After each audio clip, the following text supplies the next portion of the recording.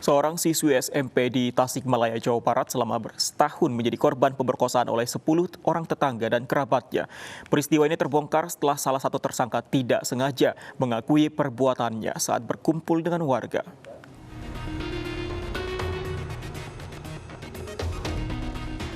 Sembilan pria ditetapkan polisi menjadi tersangka setelah memperkosa seorang siswi SMP di Cibalong, Kabupaten Tasikmalaya, Jawa Barat. Tersangka masih satu kampung dengan korban dan bahkan ada yang masih memiliki hubungan keluarga. Ironisnya, 4 tersangka sudah berusia lanjut serta merupakan tokoh setempat. Selama setahun korban dipaksa melayani para tersangka secara bergiliran. Jadi berawal dari salah satu tersangka yang mengiming-imingi korban dengan uang, ya. Kalau misalnya mau melakukan persetubuhan kalau mau bersetubuh dengan saya akan saya kasih sejumlah uang gitu. Berawal dari situ dan korban mau. Nah, kemudian juga ada ancaman dari si pelaku, ya. Kalau misalnya kejadian ini kamu sebarkan, nanti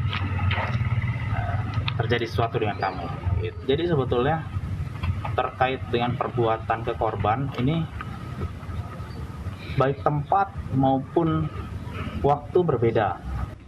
Dari 9 tersangka, 6 diantaranya terbukti memperkosa sementara 3 lainnya mencabuli korban.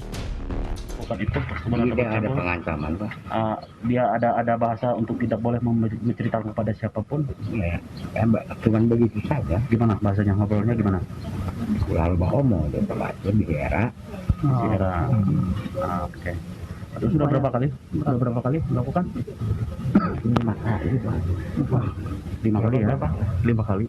Kok sampai berulang itu kenapa? Apa ada sebuah rasa apa? Kenapa senang ada anak-anak di bawah umur yang mau dilakukan seperti itu? Dianya yang datang. Bukan, maksudnya Bapak kenapa mau melakukan sampai 5 kali? Ya, itulah karena saya orang laki-laki, Pak. Iya. Oh iya. Punya istri, Pak? Punya.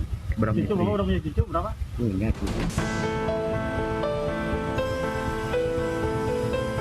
Komisi Perlindungan Perempuan dan Anak Daerah Tasikmalaya mengevakuasi siswi SMP, korban pemerkosaan dan keluarganya untuk pendampingan dan perlindungan.